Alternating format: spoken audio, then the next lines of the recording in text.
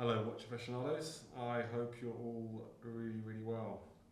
I thought I'd kick into this Q&A session, which I'll be doing obviously this week.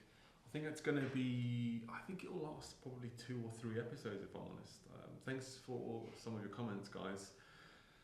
I really enjoy doing these Q&A sessions. It's kind of, it helps me to just build rapport with my core viewers, and some of the questions are always really interesting to read. You know, there's only so much we can talk about watches or the Rolex market or the bubble bursting or whatever. So the way I've seen the Q&A questions so far is it's kind of gone into two categories.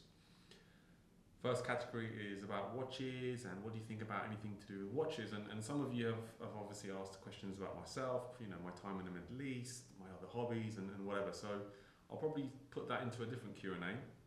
One will be kind of me talking about your watch related questions, and the other one will be me talking about your me related questions, so I hope that makes sense. It might not be as fun. Before I kick off though, guys, 2 things. One, I'm wearing the Subnode. 2, I've just got my coffee here, but that's not number 2. I really need a coffee because I've just been driving for a few hours to pick something up. Go on camera, zoom in on the box, not my head. I have picked something up and I'm not going to reveal it. I'm not going to reveal it in this video. Although if some of you follow me on Instagram, steelmoon_watches, you'll probably find out beforehand what's in this box, but I can't contain how happy I am. Put it that way. I'm super happy with what I've just purchased in this box. Obviously it's a Rolex box. It's not Richard Mille or anything like that. So in time, guys, I will reveal it on the channel. I'll do a video on it. And I'm going to do a video on this, what's in this box, compared to some of my other stuff in the collection. Maybe that gives you a clue as to what it might be, maybe it doesn't, I don't know. So guys, let's jump into the questions. Like I said, today's questions will be me watch related questions. So, okay, first question. Big Brother watches Danny Boy. The big brother of watches, they're watching us.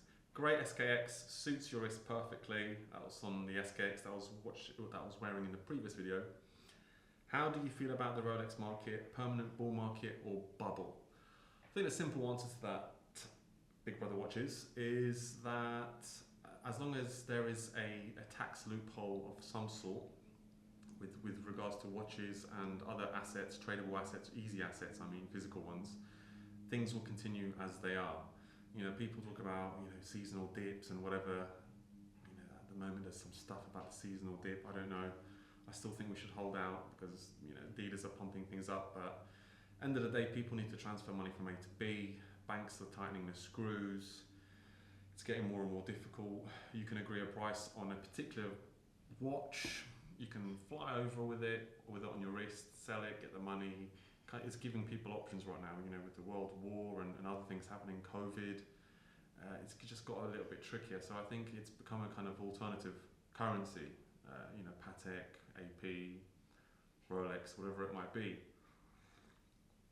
And it's spilling into other brands.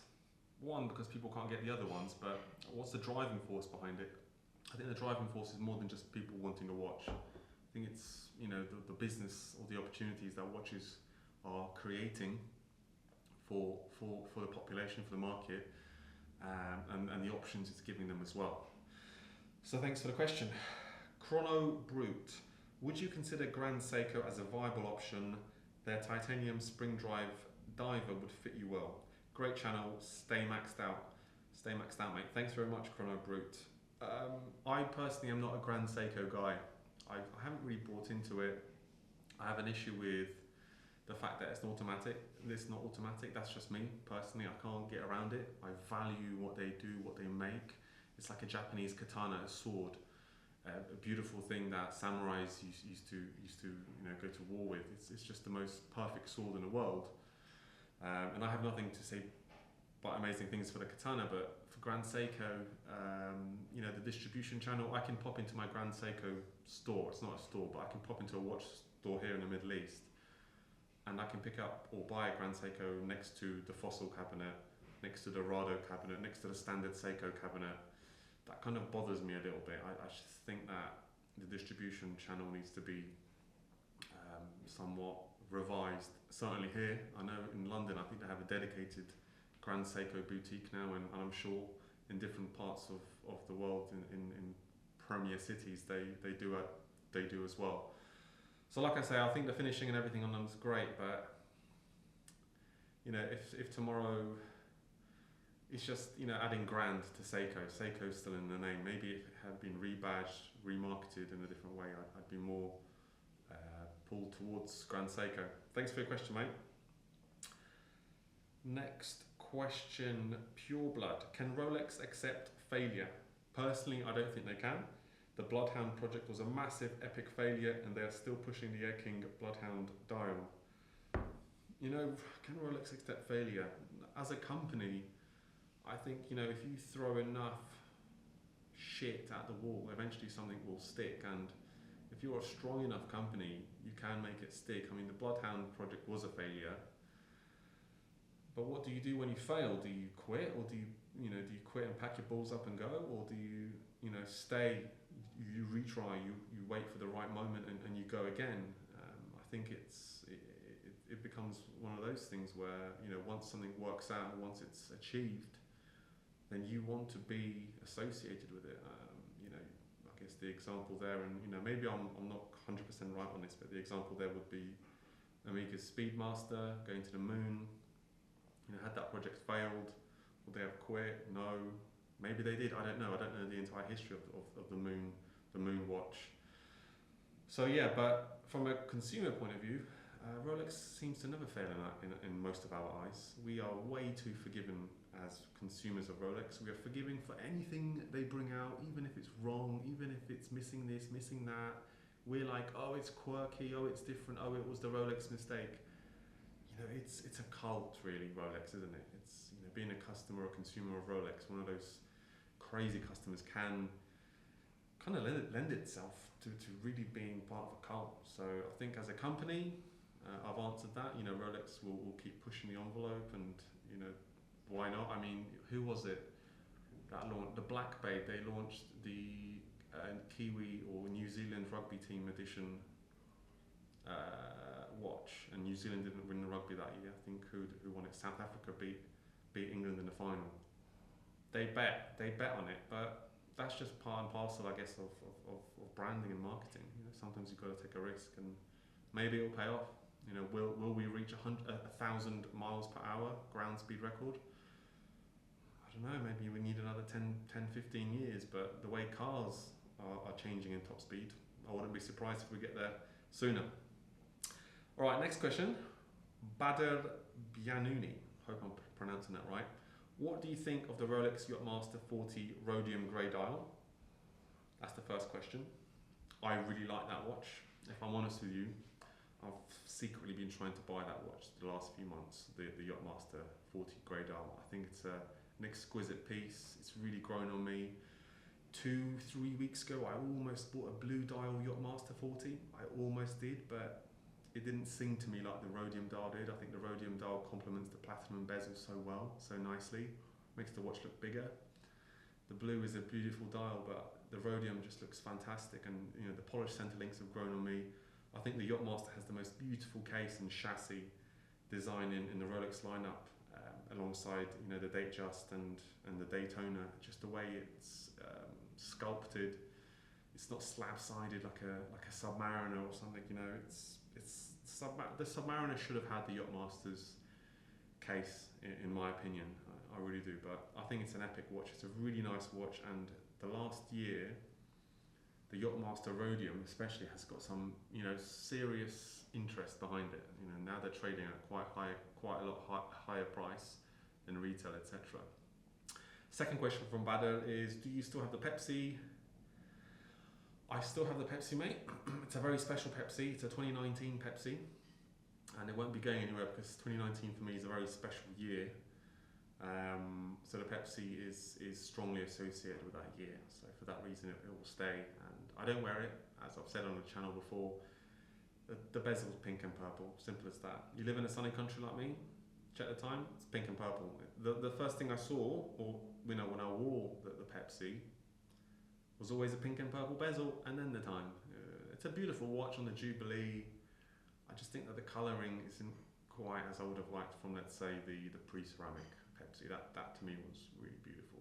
Which, funnily enough, the pre-ceramic Pepsi I almost bought as well recently, but then I didn't because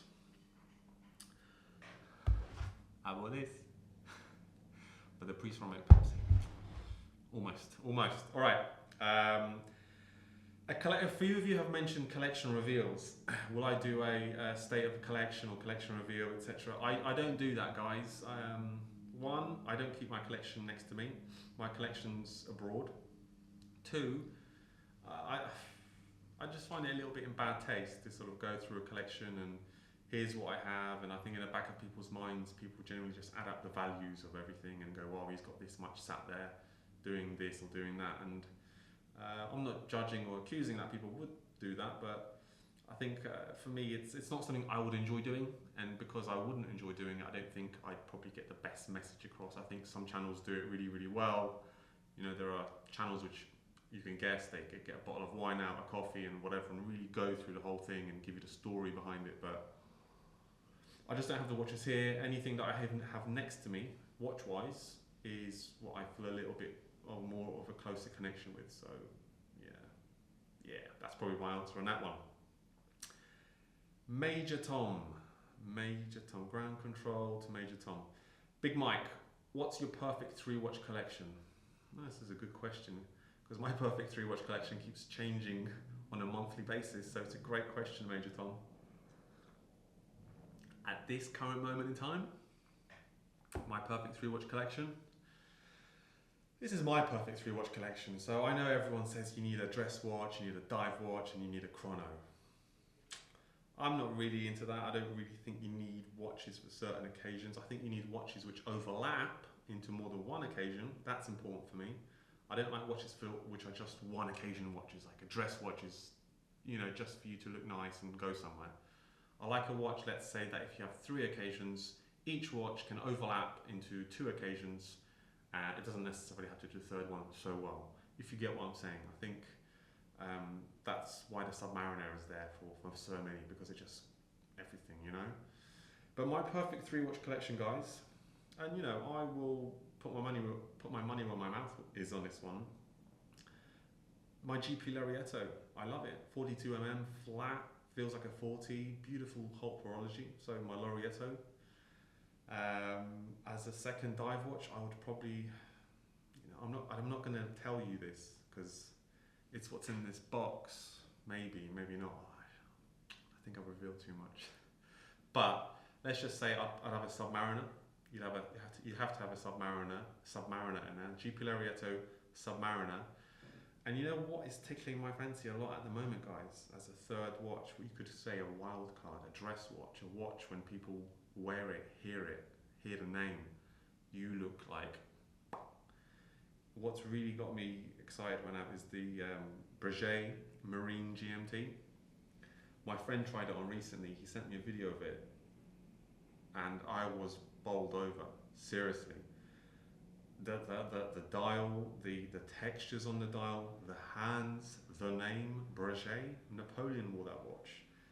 And it's a GMT. It's a GMT. I've squeezed the GMT and dress watch in there, guys. So, GP Larietto, Submariner.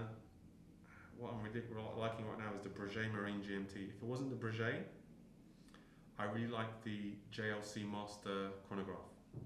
The 2 sub-dial one. Again, I like texture on the dial. It's really beautiful to see and appreciate.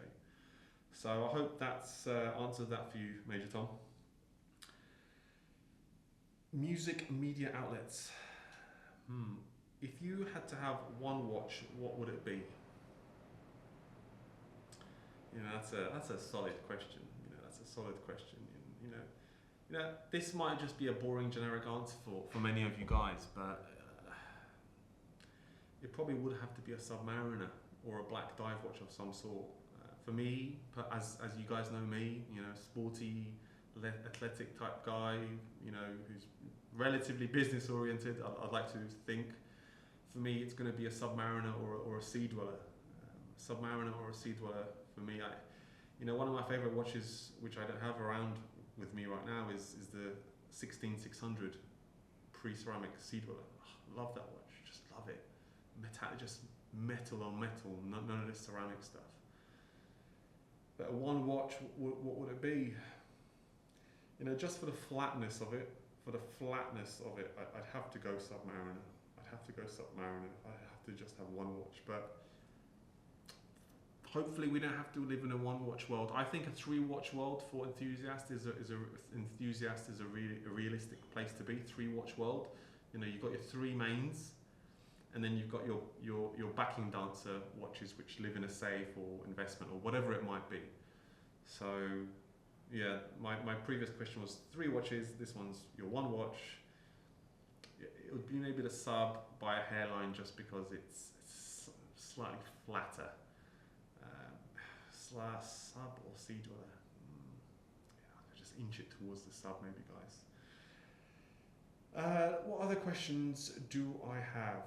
Krzysztof Hahai. I have a simple question for you, Mike. That's not a simple question, Krzysztof. That's not. How did you get into watches, and why do you love them? You know what? I don't know how I got into watches. All I can tell you is a little bit about my story of how I got into watches, maybe, and maybe people will be able to decipher why I got into watches or extract the right info. Since I was a kid, maybe when I was 7, 8, I used to go through the Argos catalogue so much. It's a catalogue for like a local superstore that sells everything from pet accessories to watches to jewellery to hardware stuff to curtains, blinds, whatever. But I always used to be interested in the pet section because I always wanted a dog. So I was picking out pet stuff for my imaginary dog. And I also loved the watch section, going through Seikos, Secondas, Citizens, Casios, Fossils, Timex, all that stuff. My first watch was a Timex, one with the lightning green strap on it. It was a black strap with green lightning on it. And I wanted it because my best friend got one which was a different colour, and I really wanted it. And I don't know why I wanted a watch. He got a watch, and I remember my dad buying it. It was about £6.99. I got it as a gift. And I just really liked it until I scratched it one day on white paint. But yeah, ever since, you know, I used to go through the Argos catalogue. I used to be sort of amazed by chronographs. Yeah, I guess what it boils down to is a watch is an instrument. You know, it's an instrument. And I like instruments. I like things that give you a certain bit of information about something key, something important, you know, an instrument. And not only is a watch an instrument, but it's a wearable instrument. You know, it tells you the time. And I like watches with dials on them. I don't like analog watches. Analog watches for me are just for the gym, that's it. You know, for me, when I see the hour hand in a certain part of the dial at any given time, I have a certain link, like where should I be during the day at that, when the hour hand's there. When the hour hand's at 4, that's when I'm getting ready mentally for the gym, maybe after work. When the hour hand's at 7 AM, I'm like, I've still got a bit of time this morning, I can maybe watch a bit of TV before work. I don't know, but it's an instrument. And then we've got a beautiful variety of designs for these instruments. Chronographs, GMTs, telling you time somewhere else. And not only is it an instrument that you can wear, but now it's an instrument which you can swim in. You know, this thing goes deep. Or this thing can go to the moon, if you like the moon watch. So I think it boils down to it being an instrument, and you wear it. And you know, the funny story is, you know, I went through my Casio phase when I was a kid, and I always used to go to my granddad's house from time to time, and he used to watch the 5 o'clock news, and I programmed the Casio. It was a remote Casio. I programmed it to be able to change the channels, and from time to time I change the channel and just watch his reaction, bless him. He'd be looking around like, who's changing the channels? His hand's on the remote. Why is the channel changing? Calling, you know, my grandma. As a kid, you just get a little kick out of it. So, you know, maybe that kind of went into my geeky side of watches. So anyway, Christoph, I hope that gave you a little bit of my story in watches, catalogues, function, instrument, wearable, swimming, that sort of stuff. I think, guys, that's all I've kind of earmarked for today in this feed. It's already too long, this video. And what I'll do is, over the next maybe week or so, I'm going to get onto the other questions which I've missed out, and then obviously I'll be covering the questions with reference to myself. So thanks, guys. Drop your comments below. What was your first watch, or why do you like watches, or what's your one watch to have, or what's your perfect 3-watch collection? Let me know in the comment section. I'll be really interested to read it, and I look forward to speaking with you guys soon. Cheers. Have a good day. Bye.